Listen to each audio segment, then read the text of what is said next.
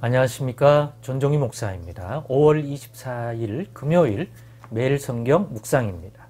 사도행전 10장 34절에서 48절의 말씀입니다. 베드로가 입을 열어 말하되 내가 참으로 하나님은 사람의 외모를 보지 아니하시고 각 나라 중 하나님을 경외하며 의를 행하는 사람은 다 받으시는 줄 깨달았도다. 만유의 주 되신 예수 그리스도로 말미암아 화평의 복음을 전하사 이스라엘 자손들에게 보내신 말씀, 곧 요한이 그 세례를 반포한 후에 갈릴리에서 시작하여 온 유대에 두루 전파된 그것을 너희도 알거니와 하나님이 나사렛 예수에게 성령과 능력을 기름 붓듯 하셨으며 그가 두루 다니시며 선한 일을 행하시고 마귀에게 눌린 모든 사람을 고치셨으니 이는 하나님이 함께 하셨습니다. 우리는 유대인의 땅과 예루살렘에서 그가 행하신 모든 일의 증인이라.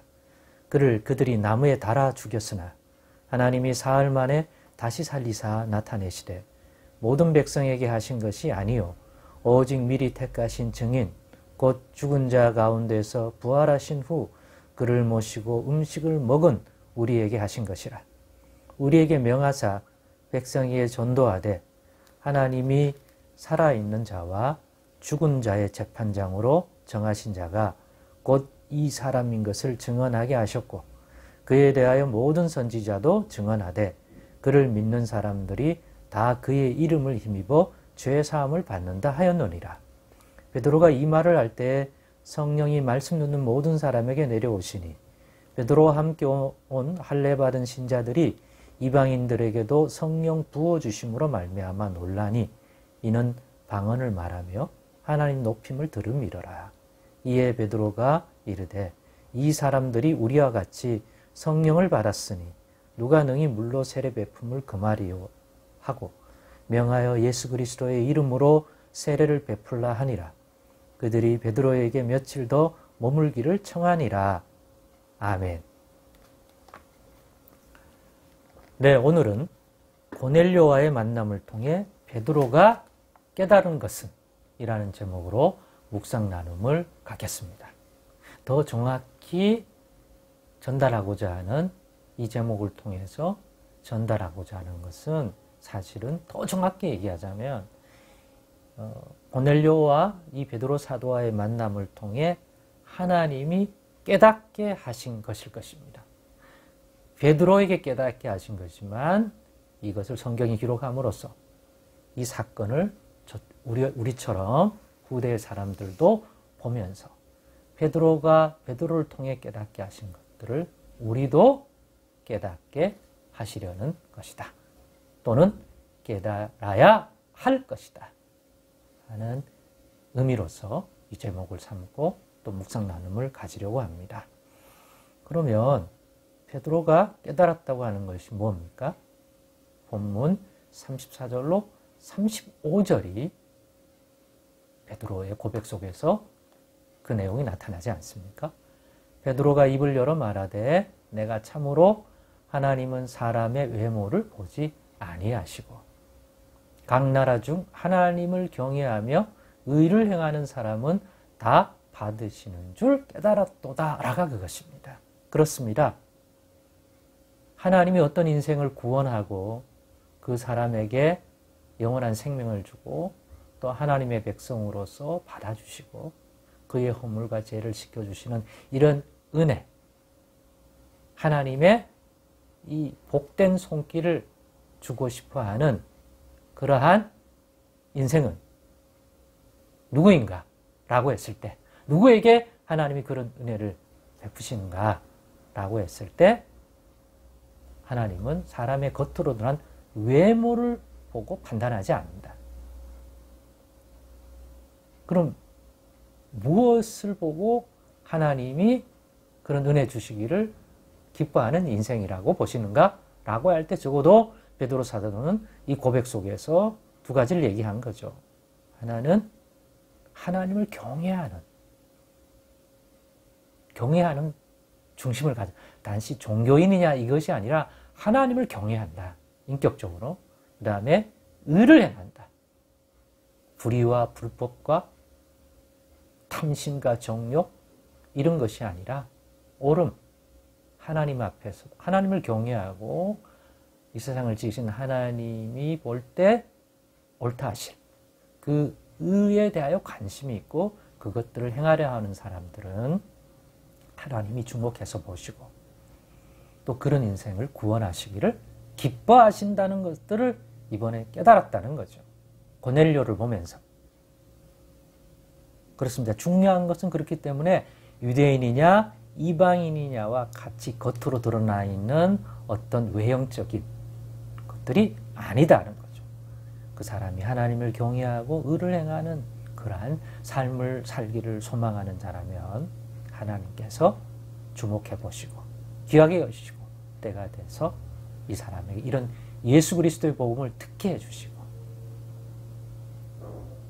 구원 얻는 그러한 손길을 하나님께서 베풀어 주신다는 것이죠. 그래서 이전 같으면 베드로가 유대인으로서 절대로 이방인에게 복음을 전한다거나 하나님의 구원에 관한 것들을 구태여 전파해야 된다는 생각을 가지지 않았을 텐데 이것을 통해서 이방인에게도 복음을 전하는 것들이 하나님 편에서 충분히 하실 수 있는 내용이고 그렇기 때문에 이 고넬료 가정에서 이 복음을 듣기를 원하는 것을 깨닫고 그것이 하나님의 뜻 안에 있는 줄 알고 베드로가 복음을 담대하게 전했던 거죠. 그런데 놀랍게도 그 복음을 듣고 있는 중에 자신들이 다락방에서 부활 승천하시면서 약속하셨던 보혜사 성령을 보내주시겠다, 위로부터 능력이 더입혀지겠다는 이 약속대로 자신들이 그때 성령을 받음 같이 그리고 성령을 받고 그들이 방언을 하고 또 하나님을 높이는 자기들이 아니라 성령이 오셔서 자기들 안에서 그와 같은 일을 행하시는 것들을 자신들이 경험하지 않았습니까? 그런데 고넬료와 고넬료 집에 모여있던 그 복음을 듣던 그 사람들에게도 똑같이 그런 현상이 일어나는 걸 보면서 더욱 확신하게 된 거죠. 어떤 확신입니까? 예. 하나님이 유대인만 아니라 이 땅에 있는 인종과 출신을 넘어서 앞에서 얘기했던 하나님을 경외하고 의를 행하기를 원하는 사람들은 모두 받으신다. 겉으로 그가 어디 출신이냐, 어느 나라 사람이냐, 혈통이 어디냐 이게 아니라 그것을 깨닫고 더군다나 성령으로 확실하게 이렇게 보여주시니까 베드로가 결정을 했습니다. 아니 우리와 같이 성령을 하나님이 이렇게 보내주셨는데 명령하신 대로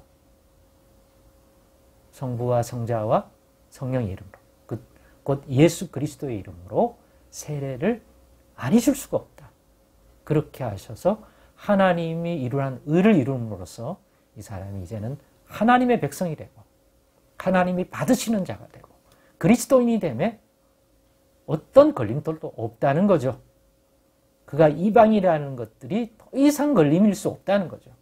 그래서 세례를 베풀게 되었던 거죠. 여러분, 베드로에게만 이렇게 허물어져야 할, 새롭게 깨달아야 할 가르침, 진리, 인식 있을까요? 예수 그리스도의 복음 안에서 허물어져야 할 벽, 우리에게도 많지 않을까요? 내 나름대로 세워놓은 것들 말입니다. 비록 유대인으로서 가진 벽은 아니더라도 우리가 가진 예수 안에서 새롭게 깨닫고 헐어야 할 것들이 우리에게도 많음을 깨달으십시다.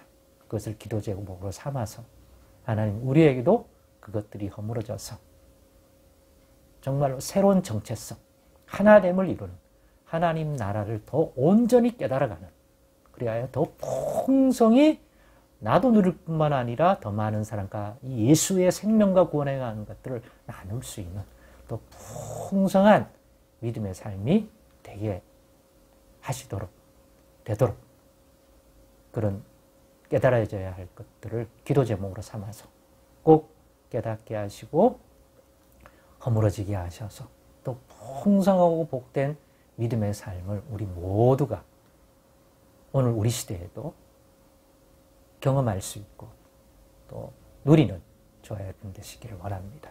기도하겠습니다. 하나님 감사합니다. 열어주소서. 깨닫게 하소서. 더 풍성히 나만이 아니라 더 많은 사람들이 그와 같은 예수 안에의 구원과 생명을 누리도록 도와주옵소서. 예수님의 이름으로 기도드리옵나이다. 아멘.